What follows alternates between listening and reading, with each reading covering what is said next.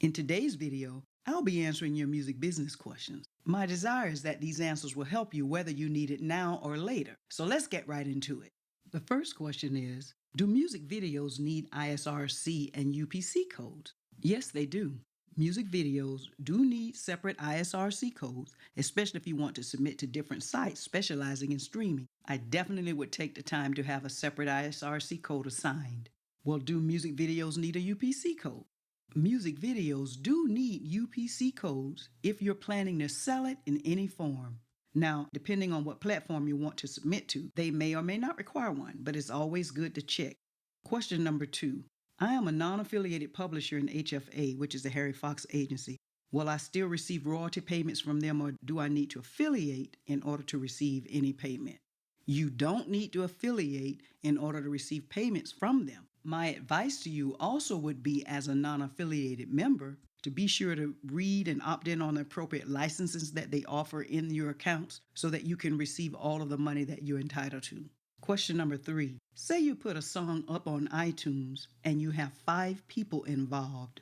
John, producer, has SR rights of 20%. SR, by the way, is sound recording. Debbie, singer, has SR 10%. Dave, sax player, has SR 10%. Susan, guitar, has SR 10%. Larry, piano, has SR 50%. Larry, piano, also has 50% PA. Susan, guitar, has 50% PA. These are the songwriter's PA. He's talking about the work of the performing arts. That's a form that you fill out with the Copyright Office. How will they all get paid? Say the song goes through CD Baby to iTunes and is sold for 99 cents. iTunes takes 40 cents and CD Baby takes 10, for example. 49 cents are left, and we are interested in how they will get split. In order to begin to address these questions, there's some information that's not stated. My answers won't be so straightforward because I'll have to make some assumptions. For instance, the information presented does not let me know who's acting as the record label. I am assuming that the one submitting the question is the label, but then who's the artist? Is this label the artist person as well? If there is an artist, is there a record agreement? If so, what's the artist percentage with the record company? I don't have that information, so I'm going to go by what was given. I'm going to assume the person submitting the question is the person who's the artist releasing music, therefore that person is acting as the label. If that's not the case, then the person who set up the account with CD Baby to release the music, that person who has the account, who receives the money, then is the one responsible for making sure that all parties involved get paid. Normally, record labels don't begin to pay payments to those that they owe until all of the expenses for having released that project has been recouped. This is to artists and producers. If there was an agreement between the label and the artist, if there was an agreement between the label and the producer, what was that agreement? Did the producer receive a flat fee for producing the record, or did they receive an advance for producing the record plus percentage points from future sales? Then the producer would be paid retroactively back until the very first sale. Since I don't have any information like that to go on, I'll have to continue with the assumption that the person who set up the account and now is receiving the money is in fact responsible for making the payments. Let's see what these payments are. We'll start with Larry Piano and Susan Guitar. They both own the song at 50% each. Their payments are not based on whether or not the label or the person has recouped their money, so they are owed 9.1 cents for every 49 cents that comes in. That's 4.55 cents each. Is that money paid directly to them? It depends. Does Larry Piano have a music publisher or music publishing administrator? Same with Susan Guitar. If they do, then the 4.55 cents goes then to that music publisher or the music publishing administrator, who will then pay Larry Piano and Susan Guitar. If they don't, then yes, they are to be paid directly, 4.55 cents each out of every 49 cents that comes in. So now you have 0.399 cents left over to pay the 5 sound recording rights owners. Larry Piano also owns 50% of the master recording, so 50% of 0.399 cents goes to Larry Piano. You have a little over 19 cents left. 20% of 0.1995 goes to John the producer. We have a little over 15 cents left, 0.1596 to be exact. 10% each of that goes to Debbie singer, Dave sax, and Susan guitar. So they're owed 0.01596 or 1.5 cent each or 1.6 cent each, depending on how you choose to round it up or down. For this example, we're going to keep it at 0.01596 cent each. Then after paying those bills, the record label then is left with 0.11172 cents or 11.2 cent rounded up or 11.1 cents. That's how you would pay these people based on the information given in this scenario. The next question. I'm with BMI. My IPI is only 9 digits. Harry Fox Agency now is requiring 11 digits. What do we do?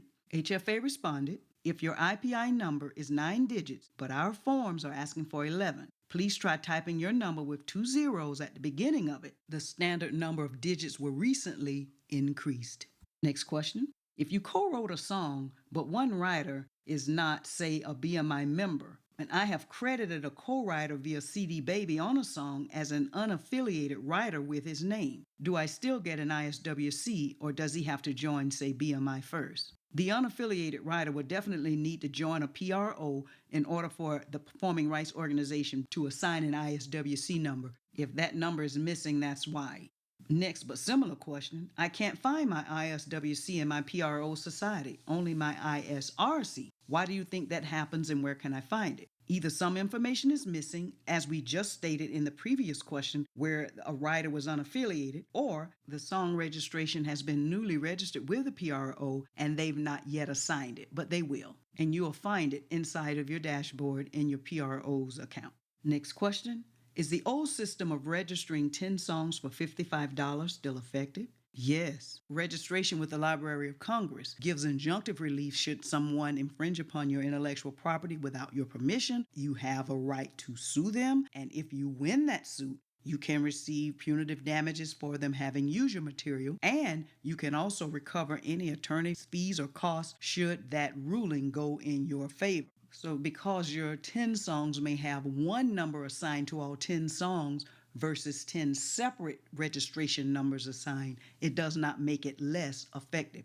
If you still want to register 10 songs with the Library of Congress, they did update the rules. All songs must have the same writers. They must all have the same future release date. And all master recordings, the recorded versions of those songs, the master recording owners must all be the same for those 10 songs. Just so you know, all copyright fees have just increased by $10.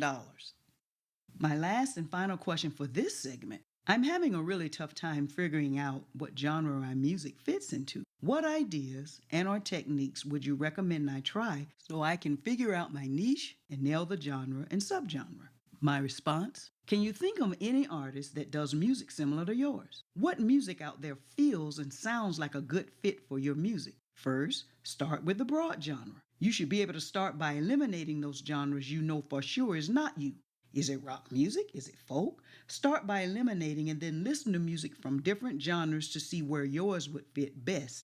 Is it alternative? You definitely need to get this part going because all of your marketing then would be geared to those fans who love that type of music. It would make no sense to submit your music, for instance, to country radio and blogs and your music sounds like classic rock or metal. You'll just need to sit, study, sit, and listen until you can figure out where you feel you best fit. If not, you'll be all over the place and you think rejection is tough now knowing who you are, knowing where you fit. Can you imagine not knowing and you're just putting stuff out there, not knowing how to market and focus in on where you belong? So you definitely need to take time to figure this out so that your branding can be consistent across all platforms. Those of you who are listening, you have an opportunity to get your music business questions answered by leaving them in the comments section below. Do it now while I'm offering it.